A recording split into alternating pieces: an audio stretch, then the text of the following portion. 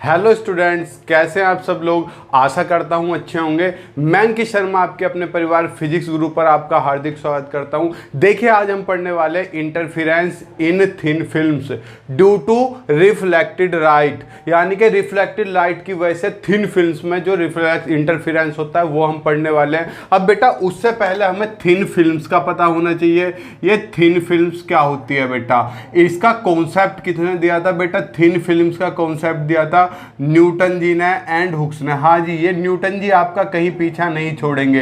तो अब हम न्यूटन एंड हुक्स जी के किस पे चर्चा करते हैं, थिन फिल्म्स पर। बेटा, आज मैं स्टूडियो से शूटिंग कर रहा हूं तो आपके कमेंट का रिप्लाई शायद ही दे पाऊं। ठीक, मैं कोशिश करूंगा सर आप दे देना बच्चों का रिप्लाई। ठीक, आप बेफिक्र रहो, या बाद में कमेंट कर देना, उनका रिप्लाई दे देंगे हम, अगर रिप्लाई देने लायक होगा तो बेटा, थिन फिल्म्स का कॉन्सेप्ट किसने दिया था, न्यूटन और हुक ने। इन्होंने बेटा थिन फिल्म्स होती क्या है, इन्होंने उसके बारे में बताया। इन्होंने क्या बताया, इन्होंने बताया पानी है आपके पास, अच्छा जी पानी है, मैंने उसके ऊपर क्या करा बेटा, वाटर था उसके ऊपर ऑयल डाल दिया, तो ऑयल क्या होगा, पूरे में फैल जाएगा। तो ऑयल की एक हमें पतली परत मिलेगी, क्या मिलेगी, एक पतली परत मिलेगी, जिसे हम क्या बोलते हैं, थिन फिल्म। तो बेटा थिन फिल्म आप समझ गए, मिठाई खाई है जिसके ऊपर चांदी की अर्क लगी हुई होती है बेटा, वो भी क्या होती है, थिन फिल्म होती है। तो यहाँ पर आप थिन फिल्म का कॉन्सेप्ट समझिए कि थिन फिल्म को किसने बताया था, न्यूटन ने और हिक ने। सर लिखेंगे क्या इसके बारे में, ये सब जो आ गया है बेटा आप उसे लिख लो, फटाफट लिख लो इसे रफ कर देता हूं। ठीक, लीजिए अब लिख लीजिए जो आपकी स्क्रीन पे आ गया है। ठीक, अब बेटा हम इंटरफेरेंस इन थिन फिल्म पढ़ते हैं due to reflected light. Heading डाल देता हूं और फिर हम अपनी क्लास स्टार्ट करते हैं। हेडिंग दिख रही है बेटा, यहां पे दिख रही है क्या, इंटरफेरेंस, इंटरफेरेंस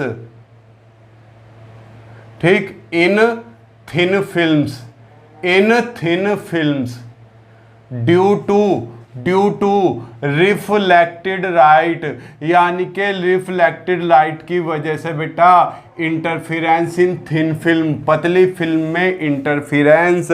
हेडिंग डाल लो फटाफट बेटा, कोई अक्षर आउट तो नहीं हो रहा। चलिए बेटा, कुछ भी कट नहीं हो रहा है।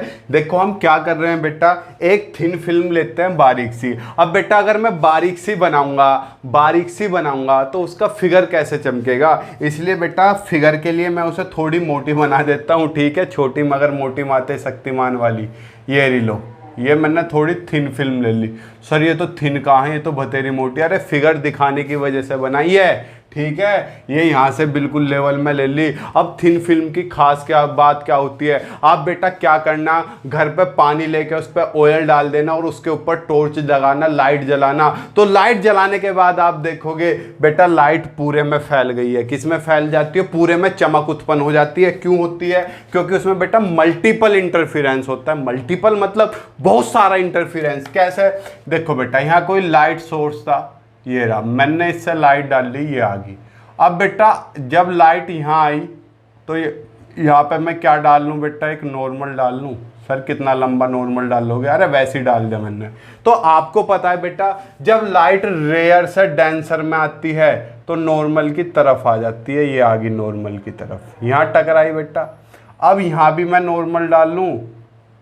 सर इतना लंबा क्यों डालते हो नॉर्मल, बेटा क्योंकि इसकी हमें ज़रूरत है।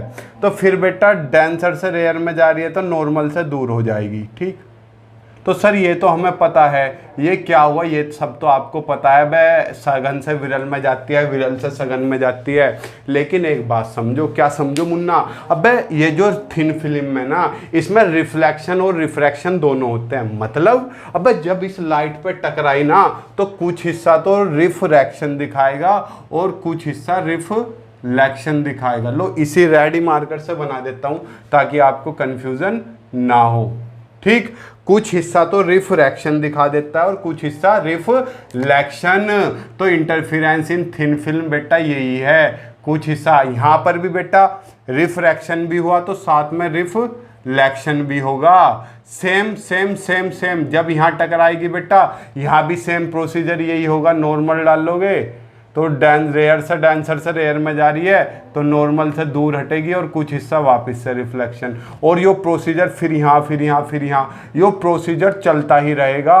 इस तरीके से पूरी बीम में थिन फिल्म में लाइट घूम जाती है, पूरी थिन फिल्म में क्या घूम जाती है बेटा, लाइट घूम जाती है, जिस वजह से उसमें चमक उत्पन्न हो जाती है। अच्छी आप कॉन्सेप्ट समझे बेटा।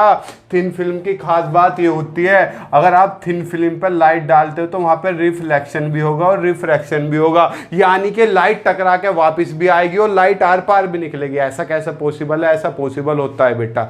दुनिया की हर एक चीज में बेटा एक साथ 3 प्रोसीजर होते हैं। मतलब 3 प्रोसीजर कौन कौन से? जब मैं किसी चीज़ पे लाइट डालता हूँ या तो लाइट आर पार निकल जाती है, या टकरा के वापस आ जाती है, या अंदर रुक जाती है। जो बाहर निकल जाती है बेटा उसे बोलते हैं हम रिफ्रैक्शन। जो टकरा के वापस आ जाती है बेटा उसे बोलते हैं रिफ्लेक्शन, और जो अंदर ही रह जाती है उसे बोलते हैं एब्जॉर्प्शन। तो बेटा थिन फिल्म में 2 प्रोसीजर होते हैं, एक तो ये वाला एक ये वाला। होता ये भी होगा लेकिन वो बहुत बारीक है तो ज़्यादा अपने अंदर एब्जॉर्ब नहीं कर पाती है, ज़्यादा अपने अंदर एब्जॉर्ब नहीं कर पाती। तो बेटा इसमें कोई रॉकेट साइंस नहीं, आप समझ गए? ठीक सर, समझ गए। तो बेटा जब वेव यहाँ से चली, मैं नाम दे दूँ बेटा, इसका नाम क्या दे दिया मैंने? ए। लो ब्लू से नाम देता हूँ जो आपको क्लियरली दिखे सारी चीज़ें। ये बेटा मैंने ए मान लिया। अबे यार ब्लू कहाँ रह गया? तू आजा, तेरी ज़रूरत है हमें, नहीं तो मेरे बच्चे गुस्सा हो जाएंगे। ए, इसका नाम बी, इसका सी, इसका नाम मैंने क्या दे दिया बेटा? डी।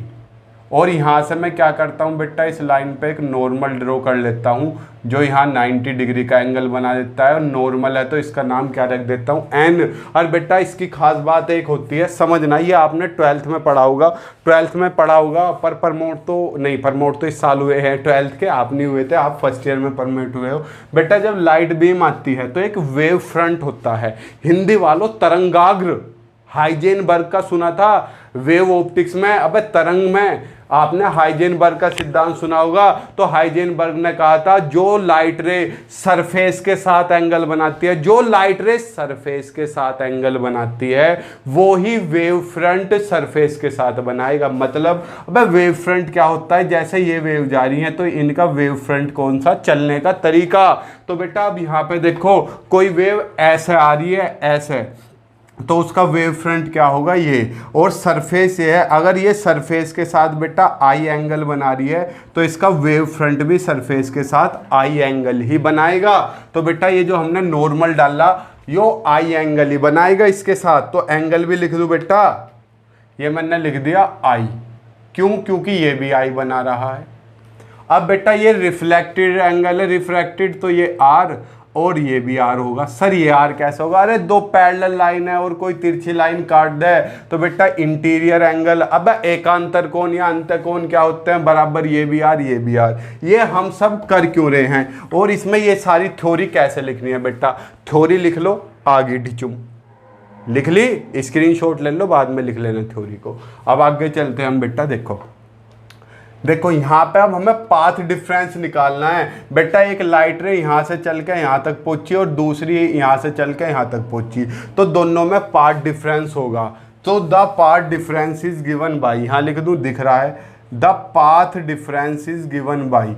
बेटा रास्ते में अंतर, the path difference is given by. अरे रास्ते में अंतर आप जानते नहीं कितना होगा? अबे बेसिक सी तो चीज़ है मेरे गोलुओ नन्नो मुन्नो। अबे देखो अभी किससे मुँह पूछ देता, ठीक आपके लिए। और आप हो कि वीडियो को शेयर ही नहीं करते, ना ज़्यादा तक लोगों तक पहुंचाते। हम यहाँ मेहनत कर रहे हैं आपके साथ। देखो बेटा पाथ डिफरेंस कितना होगा? लाइट रे यहाँ से चली, घूम के यहाँ पहुँची और ये यहाँ पहुँची। मान लो हमें यहाँ जाना था, मेरे पास रास्ता ये वाला था और आपके पास ये वाला था, तो बेटा रास्ते में अंतर कितना हुआ? इस टोटल में से ये वाला घटा दूं। भैया बहुत आसान, ये तो हम भी कर देंगे, करो, यही तो करना है इसमें, और करना क्या है? तो बेटा मेरा पाथ डिफरेंस क्या हो गया? देखो इसलिए पाथ डिफरेंस, बेटा पाथ डिफरेंस को जनरली पी से रिप्रेजेंट कर देते हैं, डेल्टा पी से रिप्रेजेंट करते हैं। पाथ डिफरेंस कितना हो गया? A B plus B C minus A N. अच्छा इतना आसान।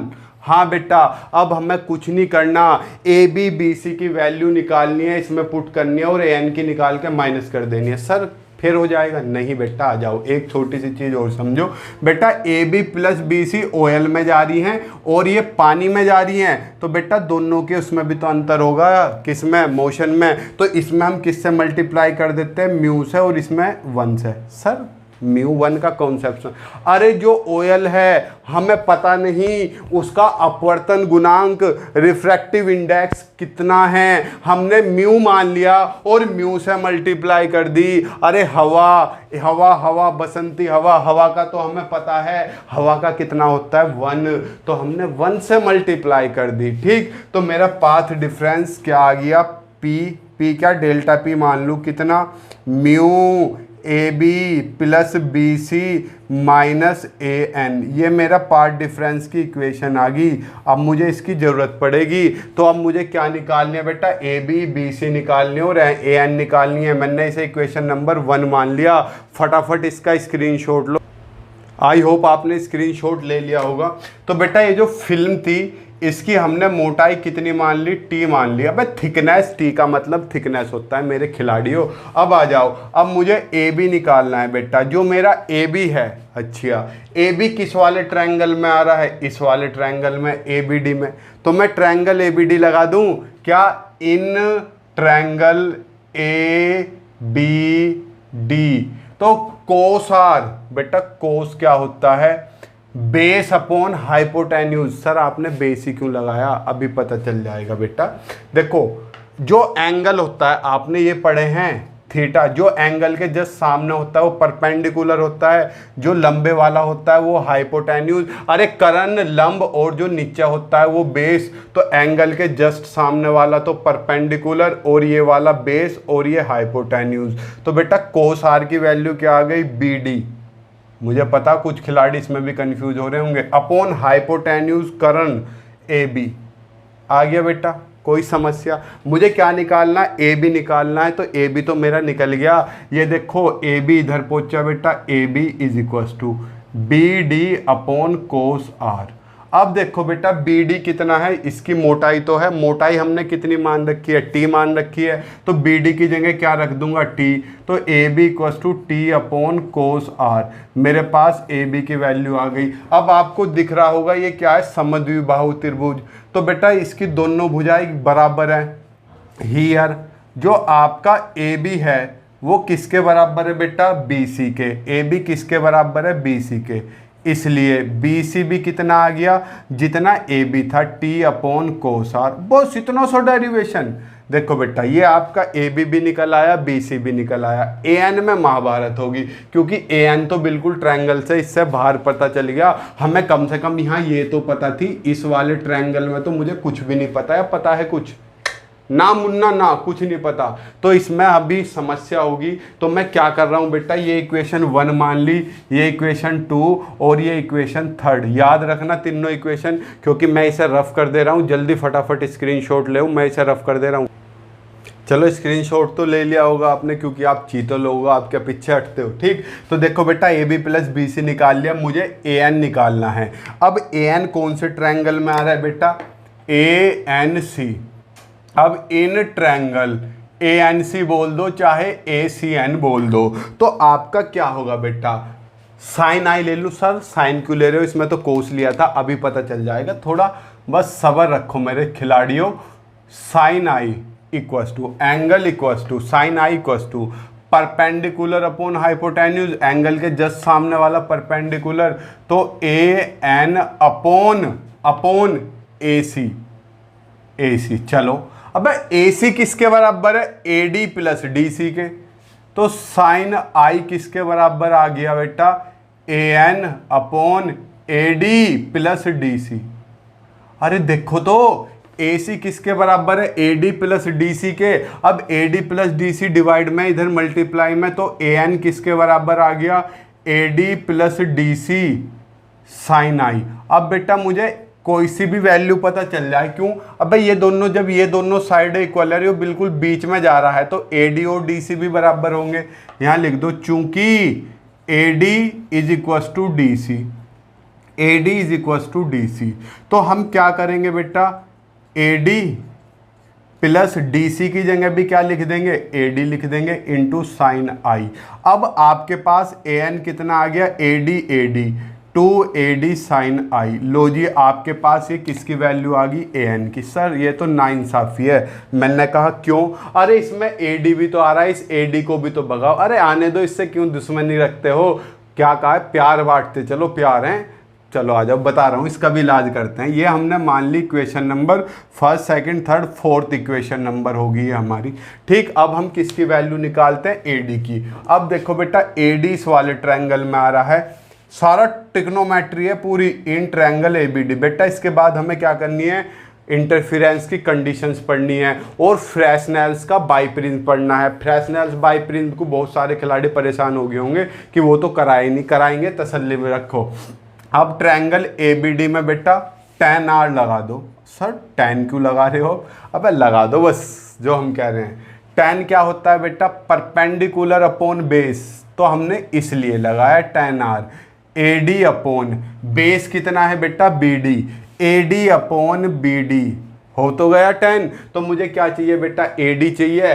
बी डी कितना है बेटा, थिकनेस टी, तो tan r कितना हो गया मेरा, A D upon thickness T. तो बेटा ए डी की वैल्यू कितनी आ गई, देखो यहाँ तो आ ही सकते हो। तो ए डी की वैल्यू कितनी आ गई, ए डी इक्वस टू ये टी डिवाइड में मल्टीप्लाई में T tan r, T tan r। अब ये वैल्यू मैं किस में रख दूँ, इक्वेशन फोर्थ में। तो बेटा फोर्थ इक्वेशन मेरी क्या बन गई, A N equals to two A D की जगह क्या, टी tan r। लो जी, ये मेरे पास क्या बन गई, ए एन की वैल्यू आ गई। ये मैंने क्या मान ली, इक्वेशन नंबर फिफ्थ। तो अब मैं बेटा A B plus B C की वैल्यू सेकंड और थर्ड से और ए एन की वैल्यू फिफ्थ से इसमें रख दूं, किस में, फर्स्ट में। तो मैं अब एक लाइन लिखता हूं, इसे रफ कर दो बेटा। ए एन की वैल्यू अभी लिखूंगा तो इस वजह से छोड़ दे रहा हूँ स्क्रीनशॉट, आपने आशा करता हूँ छाप दिया होगा क्योंकि इसमें तो आप नंबर 1 हो। अब क्या कर रहा हूँ मैं, from equation first, second, third, fourth नहीं, उसके बाद फिफ्थ, इन सारी इक्वेशन से वैल्यू पुट कर रहा हूं। तो बेटा वैल्यू पुट कराओ मेरी साथ। अब मुझे वैसे इस फिगर की भी जरूरत नहीं, फिगर का काम तो हो गया खत्म। मैं इस फिगर को भी रफ कर दे रहा हूं, कर दूं, फिगर अच्छी बनाई है, जो अच्छी बन जाती है बेटा रफ करते हुए बड़ा जोर सा पड़ता है। तो बेटा ये सारी वैल्यू रखवाओ, यहाँ रख दे रहा हूँ, इसके बाद यहाँ रख दे रहा हूँ, मार्कर कहाँ है, ये रहा। तो डेल्टा पी कितना आ गया बेटा, mu A B plus B C. A B कितना है बेटा, t upon cos r, plus B C भी कितना आया था, t upon cos are, minus A N कितना आया, 2t tan r। अबे यार साइन आई भी तो था इसमें, क्या था, बोलते नहीं चुप रहते हो। देखो साइन आई भी तो था, 2ad साइन r, यही तो थी वैल्यू। अबे तो हमने ad की तो वैल्यू रखी है, साइन r तो ऐसा कहीं ऐसी है, 2t tan r sign i. अब कोई समस्या, नो समस्या बेटा। Delta p is equal to बेटा टी टी 2t, अबे नीचे सेम है ना, तो ऊपर क्या हो गया, 2 mu T upon cos r minus 2t।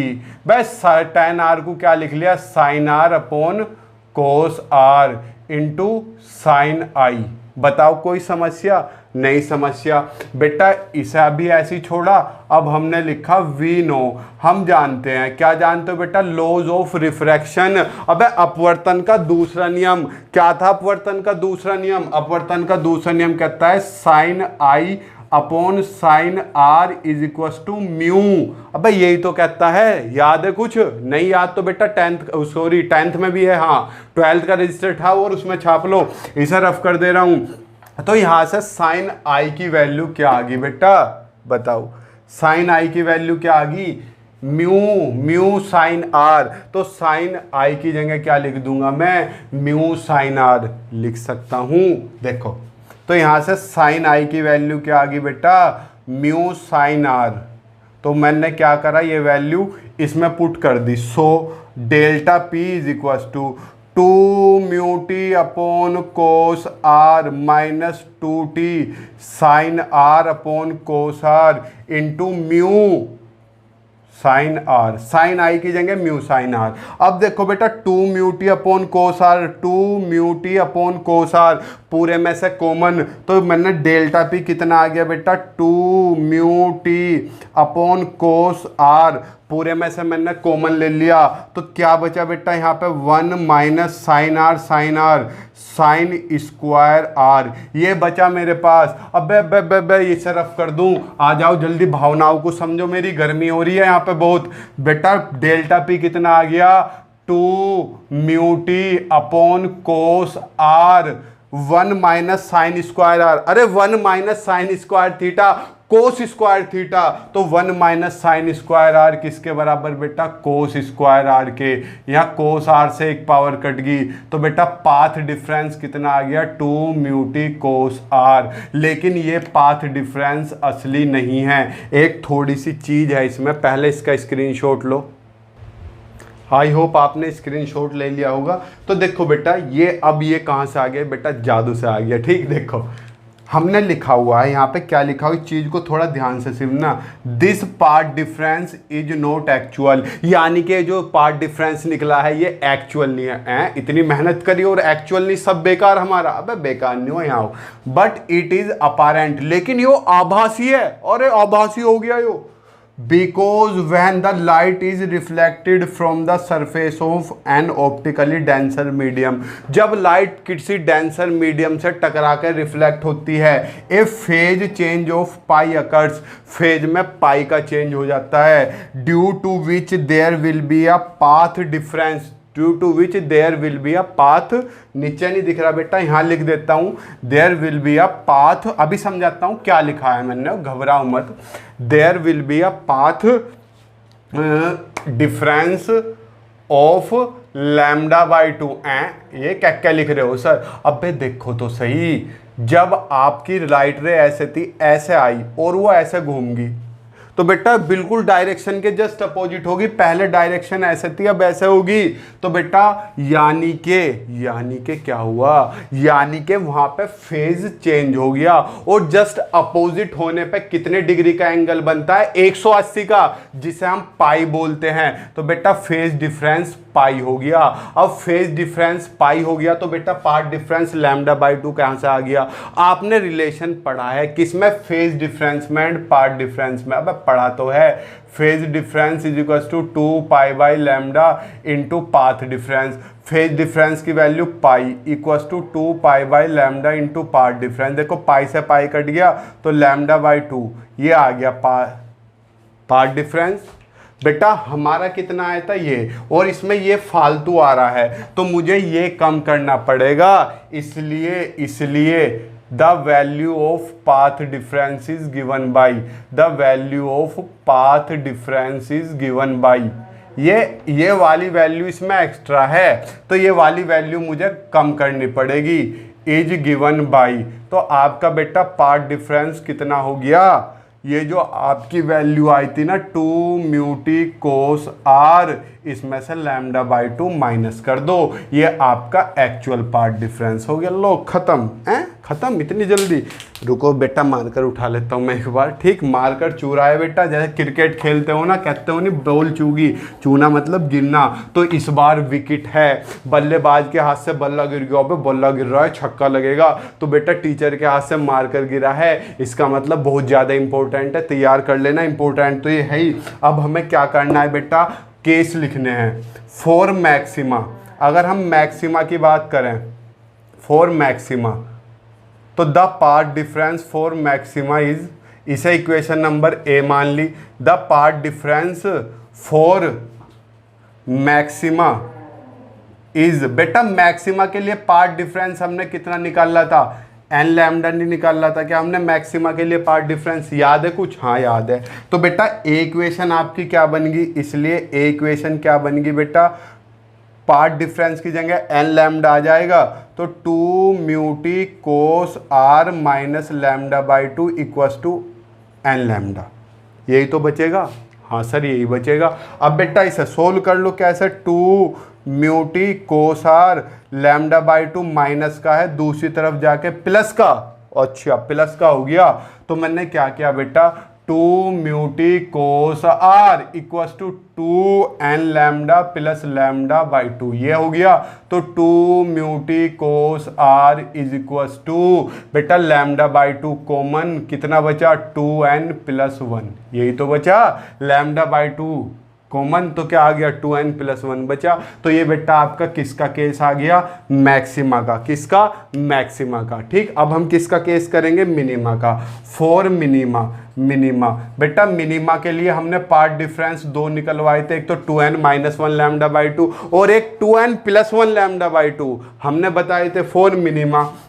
The path differences मैं बेटा एक के लिए करा रहा हूं, किसके लिए 2n minus 1 into lambda by 2, plus 1 वाले के लिए आप कर लेना, आपकी बुक में माइनस 1 वाले के लिए ही दिखा रखा है, और जब हमने इंटरफेरेंस पढ़ा था तब प्लस वाले के लिए था, तो मैं दोनों ही करा रहा हूँ बेटा। उसे उस वाले डेरिवेशन में करा दिया, इसे इस वाले में करा रहा हूँ। प्लस 1 वाला आप खुद कर लेना। क्या है ये प्लस 1 वाला बेटा, ये चौथा लेक्चर है, इससे पहले के 2-3 लेक्चर हो चुके हैं, उसे जरूर देख ले। इसलिए बेटा ए इक्वेशन आपकी क्या बन गई, 2 mu T cos are minus lambda by 2 is equals to 2n minus 1 into lambda by 2, यही तो बचेगी। हाँ यही बचेगी। तो कितना हो गया 2 mu T cos are minus lambda by 2 is equals to बेटा लैम्डा बाई 2 के अंदर मल्टीप्लाई कर दो 2n into lambda by 2 minus lambda by 2। देखो लैम्डा बाई 2 से लैम्डा बाई 2 कैंसिल आउट, 2 से 2 कैंसिल आउट, तो 2 म्यू टी कोस आर किसके बराबर n लैम्डा के। लो जी डेरिवेशन देखो बेटा, अब यहाँ जरा ध्यान से समझो। जब हमने इंटरफेरेंस एंड रिफ्लेक्टेड लाइट निकाला ड्यू टू थिन फिल्म्स, तो देखो बेटा मिनिमा कह लो या डार्क कह लो या डेस्ट्रक्टिव इंटरफेरेंस, मैक्सिमा कह लो या कंस्ट्रक्टिव इंटरफेरेंस कह लो, क्या कंस्ट्रक्टिव इंटरफेरेंस कह लो, एक ही चीज है। और मिनिमा कह लो चाहे डेस्ट्रक्टिव विनाशी व्यतिकरण कह लो।